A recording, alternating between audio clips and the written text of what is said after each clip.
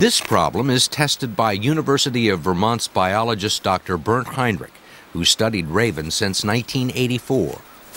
Dr. Heinrich raises them from chicks to ensure that they've never seen this problem before. There is food on the end of the line.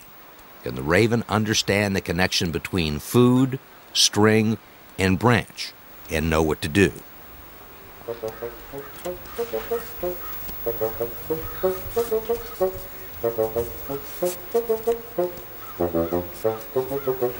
Dr. Heinrich has added other strings with stones to find out if the ravens understand what they're doing. Are they just pulling on a string and getting lucky? If that was happening, it would get the stone as often as the meat. But it doesn't.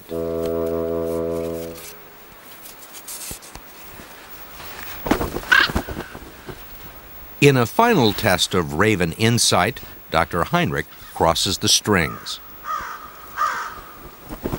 The raven must study the problem and decide which string has the meat on it before it pulls it up.